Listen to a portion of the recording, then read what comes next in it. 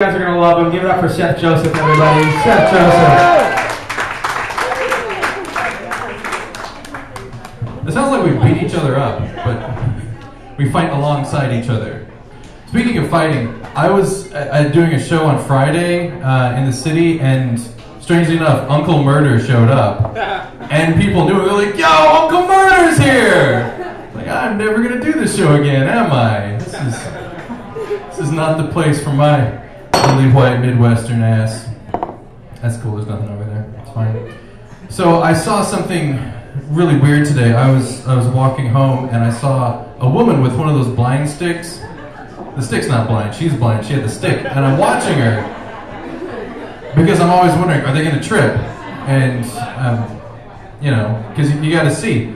And I noticed that in her other hand she had an iPhone.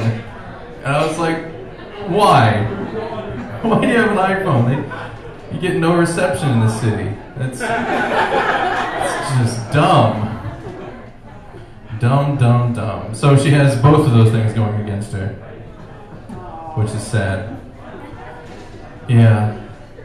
Speaking of sad things, I was by the Port Authority recently, and it made me think about hookers and how sad so many of them are. And I was thinking about, like, for every $20 hand job that is given, the hooker, the male or female, because come on, it's 2010.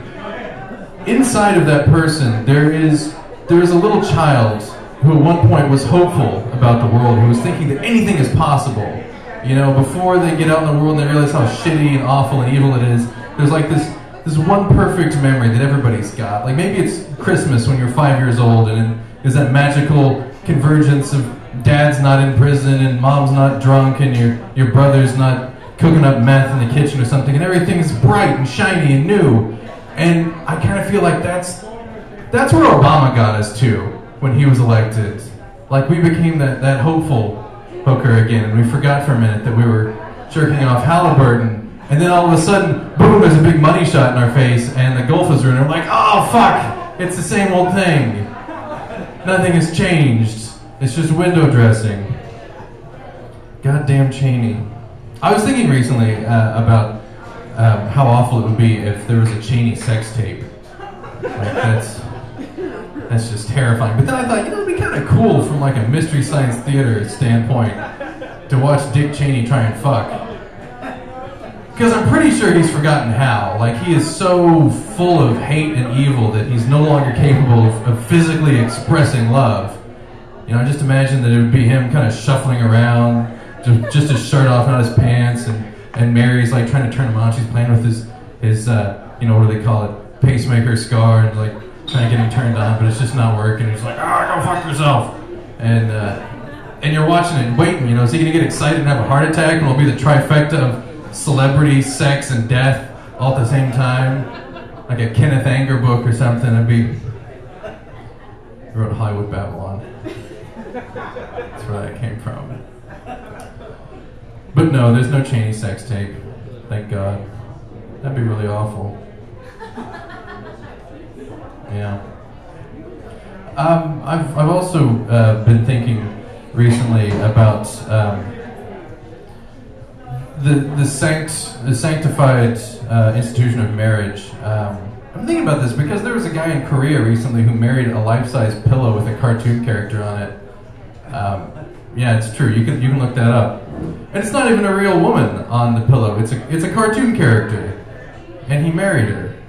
Which, okay, that's a fine level of commitment, I guess. But where do you register? I guess you register at linens and things for that, which is probably where the bachelor party would be. Just surrounded with a bunch of naughty pillows. Oh, you're all whores. You can never tell Kimoko about this. Kimoko's the name of the girl, I'm assuming. Jay married a pillow. Yay! And it's all cute and it's on the internet. Hey, fun human interest story. Oh, and by the way, fuck you, gay community, because no marriage for you. Because it's a straight pillow man marriage. It's not like he was trying to marry a guy pillow. That'd be... No, that's fucked up. Can't have that. I'm not gay, by the way. I'm no homo up here. I feel the need as a straight man. It's our duty to reaffirm our straightness because we're so, what's the word, secure. I am wearing a type of violet shirt, but that notwithstanding, it's so weird to hear people say things like no homo. Like on the internet, they put a Facebook status update, say, hey, it was great to see you guys, I love you, no homo. Thanks, man. Because I was wondering, he said he loves us. Does that mean he wants to have sex? Is that, oh, no homo, okay, so no homo. Never mind. You don't see gay people doing that. Nobody posts like, I've been listening to John Mayer, no hetero.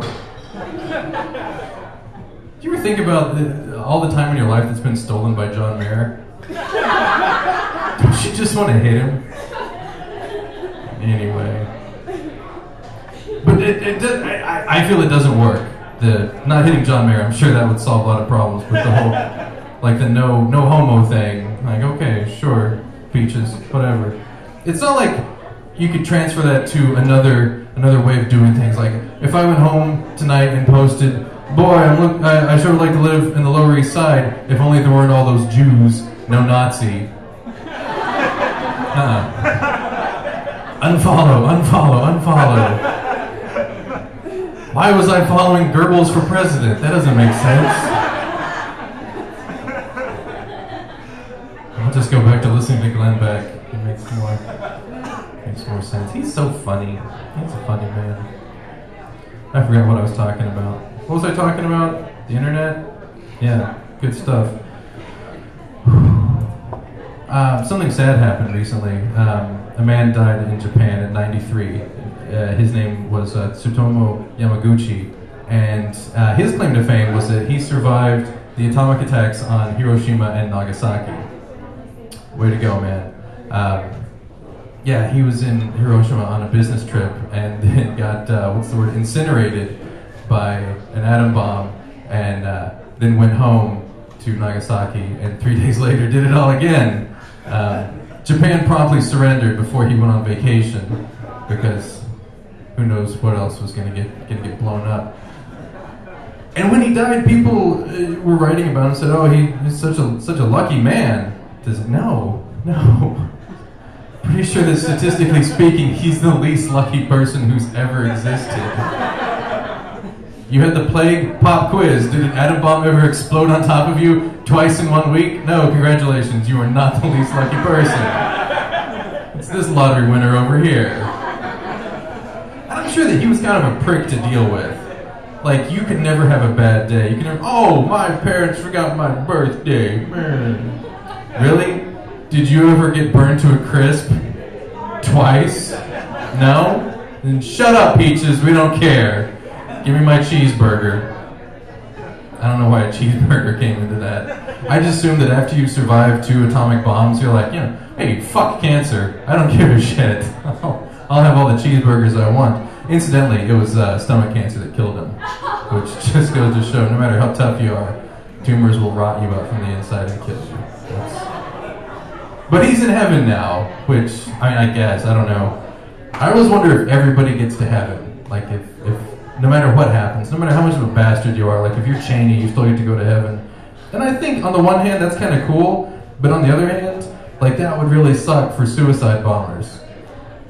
Because they go through all the trouble of blowing themselves up, and they get to heaven and like, yes, I made it. Fuck all those infidels. Oh shit, what are these guys doing here? I just blew them up. This is gonna be really awkward. I'm sorry, it was me, the guy with the vest. It's my bad. I killed us all. Whoops. Oh well. But no, seriously, I love you guys. No homo. Anyway, that's all my time. You guys have been amazing. Love you, Hoboken. Give it over to Seth.